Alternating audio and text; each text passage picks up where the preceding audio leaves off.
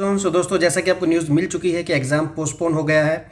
अब ये एग्ज़ाम कब होगा अभी कुछ पता नहीं है, लेकिन अब यहाँ से लेकर जो एग्ज़ाम तक का टाइम है, ये टाइम आप पूरा का पूरा फोकस कर दो अब अपनी पढ़ाई पर, क्योंकि ऑलरेडी प्रोटेस्ट की वजह से आप जो डिस्टर्ब रही हो मेंटली, बहुत टाइम आपका वेस्ट भी हुआ है। तो अब आपको अपना पूरा जोर लगा देना है अपनी पढ़ाई पर। और एमसीक्यूज़ भी अब मैं फिर से शुरू कर रहा हूँ, लाइव सेशन भी मैं लेके आऊँगा। परसों हमारा पहला लाइव सेशन होगा, टाइम आपको मैं कल बता दूँगा। तो ये जो हमने लास्ट 390 तक एमसीक्यूज़ कर लिए थे, अब उसके बाद के एमसीक्यूज़ मैं शुरू कर रहा हूँ। आज 20 एमसीक्यूज़ हम कवर करेंगे। तो चलिए दोस्तों, शुरू करते हैं हमारा question number 391। Which of the following statement is correct? इसमें से कौन सी स्टेटमेंट है जो सही है? Options are all entries except cash transaction can be recorded through journal, कि कैश को छोड़कर बाकी सारी ट्रांजेक्शन थ्रू जर्नल रिकॉर्ड की जाती हैं। ऐसा नहीं है, सारी की सारी ट्रांजेक्शन हम थ्रू जर्नल रिकॉर्ड करते हैं, तो ये स्टेटमेंट गलत है।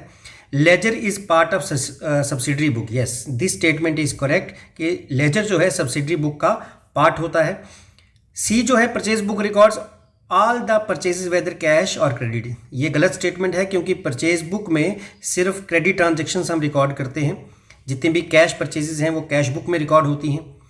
D bank column of cash book always has debit balance, ये भी स्टेटमेंट गलत है, क्योंकि बैंक कॉलम का डेबिट या फिर क्रेडिट बैलेंस कोई भी हो सकता है। अगर डेबिट बैलेंस है कैश बुक के अकॉर्डिंग तो कैश एट बैंक होगा, और क्रेडिट बैलेंस है तो उसको हम बोलते हैं बैंक ओवरड्राफ्ट। चलिए दोस्तों, नेक्स्ट एमसीक्यूज पे मूव करें। The entry which is passed for bringing forward the balance of personal and real account is shown the last year balance sheet is called, जो एंट्री पास की जाती है पर्सनल और real account के balance को balance sheet में लाने के लिए, उसको हम क्या बोलेंगे? ऐसी एंट्री जो पर्सनल और, आप सबको पहले तो ये आपको बता दूं कि जो भी पर्सनल और रियल अकाउंट के बैलेंसेस होते हैं, वही बैलेंसेस आपके जो बैलेंस शीट होती है उसमें जाते हैं। बैलेंस शीट में कभी भी नॉमिनल जो अकाउंट होता है उसके बैलेंसेस नहीं जाते, या इनकम और एक्सपेंसेस रिकॉर्ड नहीं किए जाते। तो रियल और पर्सनल अकाउंट के बैलेंसेस जो हैं वो रिकॉर्ड किए जाते हैं। तो वो एंट्री जो इन बैलेंसेस को बैलेंस शीट में लेके आती है, उस एंट्री को हम क्या बोलेंगे? सो उस एंट्री को दोस्तों हम कहते हैं opening entry. So answer is C. Next question is as per American belief accounts are of how many types? American belief के हिसाब से हमारे अकाउंट कितनी तरह के होते हैं? ऑप्शन ए 2, 3, 5 या 4। सो दोस्तों, अमेरिकन बिलीफ के हिसाब से हमारे अकाउंट 5 तरह के होते हैं। वो कौन कौन से होते हैं? कैपिटल, लाइबिलिटीज, एक्सपेंसेस, इनकम्स और एसेट्स। तो 5 तरह के अकाउंट्स होते हैं according to American belief. So answer is C. चलिए दोस्तों, next is outstanding expenses are included in profit and loss account at the end of the year according to which concept? जो भी हमारे आउटस्टैंडिंग एक्सपेंस वो होते हैं, वो खर्चे जो सर्विस आपने ले लिए लेकिन अभी तक आपने पे नहीं किए, ऐसे एक्सपेंस को हम आउटस्टैंडिंग एक्सपेंस बोलते हैं। वो हम अपने प्रॉफिट एंड लॉस अकाउंट में किस कंसेप्ट के अकॉर्डिंग दिखाते हैं? So option A is matching concept, option B full disclosure concept, option C accrual concept, option D going concern concept. देखिए दोस्तों, उसका आंसर रहेगा एक्रूअल कंसेप्ट। आपको पता होगा एक्रूअल कंसेप्ट में ये कहा गया कि जो भी एक्सपेंस हैं या इनकम्स हैं, अगर इसी साल की हैं, इसी साल में ही हमें रिकॉर्ड करनी है। अगर इनकम है वेदर रिसीव्ड और नॉट, और एक्सपेंस है वेदर पेड और नॉट। इसका मैचिंग कंसेप्ट भी आंसर हो सकता था, लेकिन जो ज़्यादा अप्रोप्रिएट आंसर रहेगा that is accrual concept. So C is the right answer. कभी कभी हमें मोस्ट अप्रोप्रिएट आंसर चुनना पड़ता है, तो अभी दोनों आंसर हो सकते थे, लेकिन अगर ये दोनों दिए तो इन दोनों में ज़्यादा अप्रोप्रिएट आपका रहेगा एक्रूअल कंसेप्ट। हालांकि मैचिंग कंसेप्ट भी लगभग वही बात कहता है। चलिए दोस्तों, next is the person from whom the goods are purchase and credit are called. हमने जिससे गुड्स खरीदी लेकिन उधार पर, तो उसको हम क्या बोलेंगे?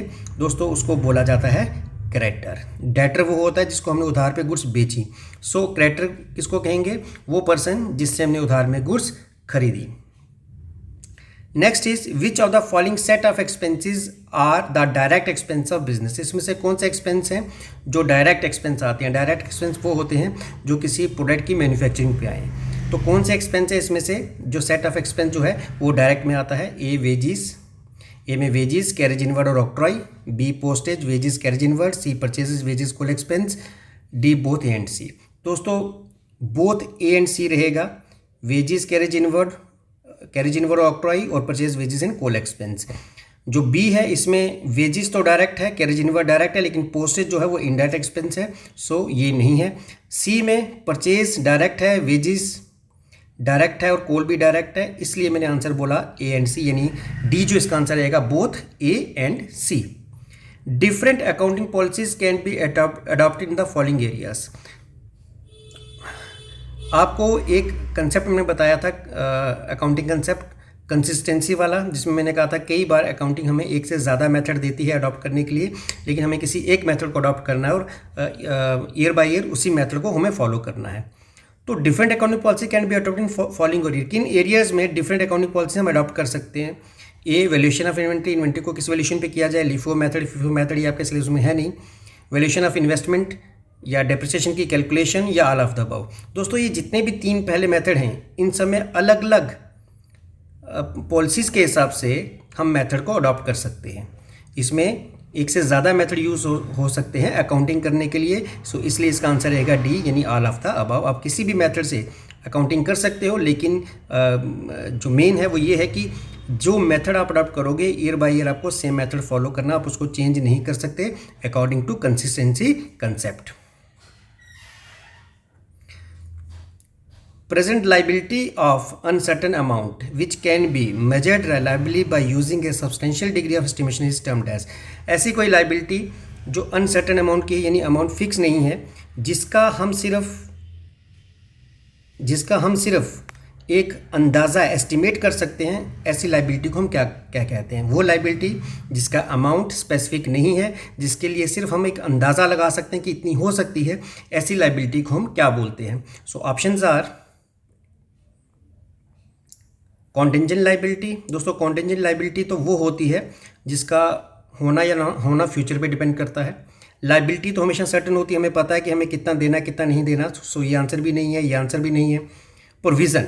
प्रोविज़न वो लाइबिलिटी होती है जिसका हम सिर्फ एस्टिमेट लगा सकते हैं, यानी हमें स्पेसिफिक अमाउंट पता नहीं होता। For example provision for income tax, कि हमें जो इनकम टैक्स देना है उसके लिए जो अलग से पैसा बचा के रखा है उसी को कहते हैं प्रोविज़न फॉर इनकम टैक्स, लेकिन फाइनली कितना टैक्स देना पड़ेगा ये हमें पता नहीं होता।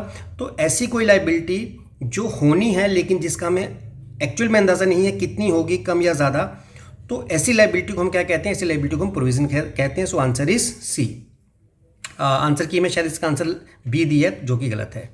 Next question number 399, interest on capital is dash for business.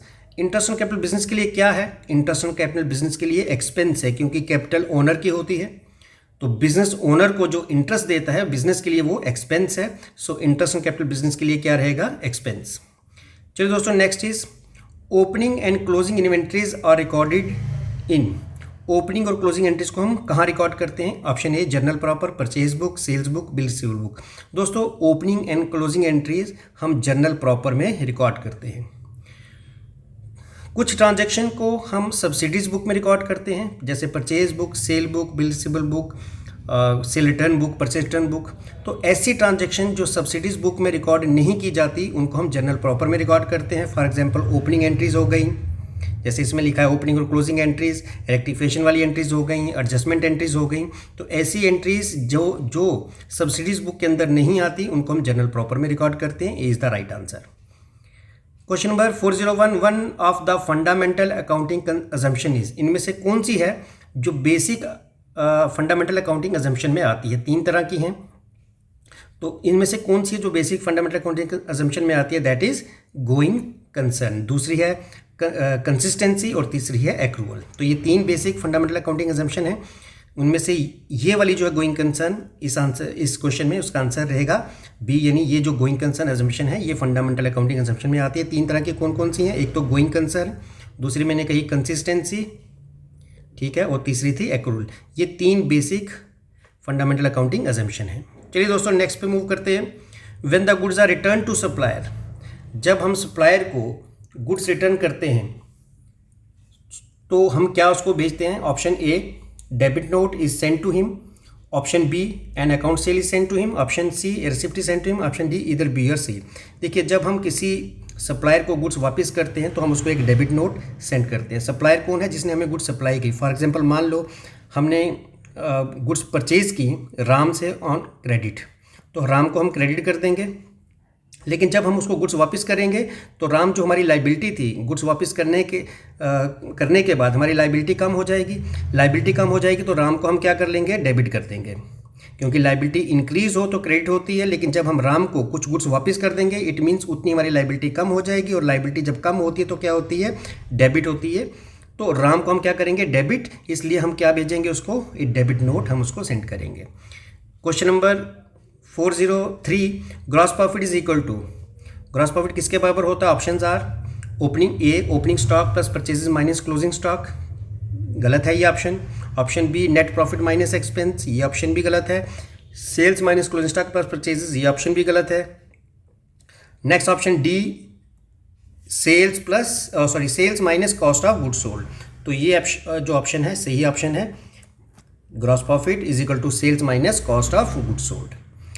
Transaction between business and owners are recorded following which concept, business और ओनर के बीच जो ट्रांजैक्शन रिकॉर्ड की जाती हैं किस कंसेप्ट को फॉलो करके की जाती हैं, that is business entity concept, जो ये कहता है कि बिजनेस अलग है और ओनर अलग।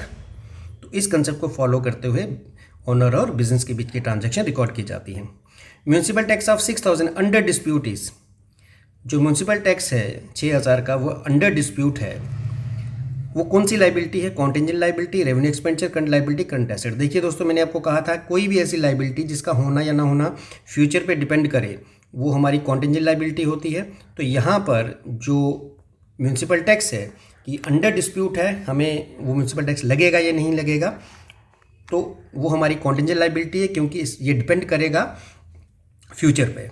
चलो दोस्तों, next is the following error will effect the trial balance, कौन सा एरर जो है ट्रायल बैलेंस को इफेक्ट करता है, error of partial omission, error of principle, error of complete omission, all of the above. दोस्तों, कौन सा एरर ट्रायल बैलेंस को इफेक्ट करेगा, that is error of partial omission, जिसमें हम किसी ट्रांजेक्शन को पार्शली रिकॉर्ड करते हैं, मतलब डेबिट में रिकॉर्ड कर लिया, क्रेडिट में नहीं किया, या फिर क्रेडिट में रिकॉर्ड कर लिया और डेबिट में नहीं किया। एरर ऑफ प्रिंसिपल, बेसिकली तो ये हमारे जो रेवेन्यू एक्सपेंडिचर और कैपिटल एक्सपेंडिचर हैं, जब हम किसी रेवेन्यू एक्सपेंडिचर को कैपिटल एक्सपेंडिचर दिखा दें, तो कैपिटल एक्सपेंडिचर को रेवेन्यू एक्सपेंडिचर दिखा दें, तो उसको एरर ऑफ प्रिंसिपल कहते हैं। तो ऐसे एरर्स जो होते हैं हमारे ट्रायल बैलेंस को इफेक्ट नहीं करते। Error of complete omission, complete omission का मतलब हो गया कि किसी ट्रांजेक्शन को कंप्लीटली ना आपने डेबिट में रिकॉर्ड किया ना क्रेडिट में, तो उससे हमारे ट्रायल बैलेंस पे कोई फर्क नहीं पड़ता, क्योंकि ना तो वो ट्रांजेक्शन डेबिट में रिकॉर्ड की गई, ना ही वो क्रेडिट में रिकॉर्ड की गई। सो इसलिए इसका आंसर रहेगा एरर ऑफ पार्शियल ओमिशन, यानी एक साइड में रिकॉर्ड करना अकाउंट के और दूसरी साइड में रिकॉर्ड ना करना।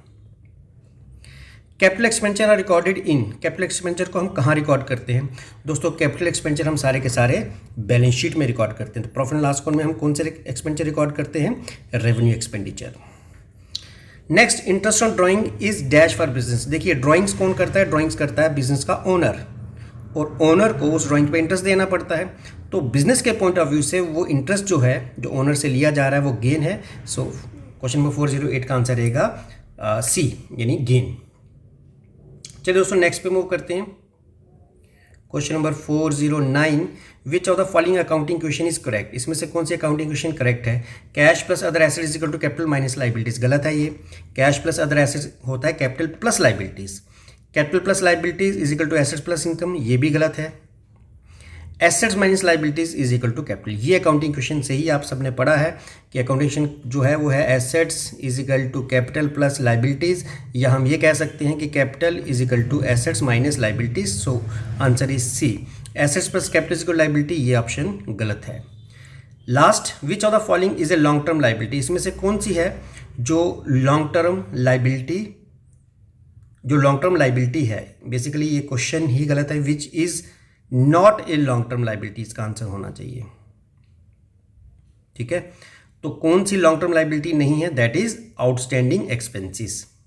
शेयर कैपिटल डिबेंचर्स तो लॉन्ग टर्म लाइबिलिटीज में आते हैं, तो कौन सी लॉन्ग टर्म लाइबिलिटी नहीं है, वो है आउटस्टैंडिंग एक्सपेंसेस। तो यहाँ पे क्वेश्चन में करेक्शन कर लो, which of the following is not a long term liability, क्योंकि आउटस्टैंडिंग एक्सपेंस हमारी कौन सी लाइबिलिटी है, करंट लाइबिलिटी, यानी वो लाइबिलिटी जो विद इन 1 ईयर हमें पे करनी होती है। तो दोस्तों, ये थे आज के MCQs, 20 MCQs।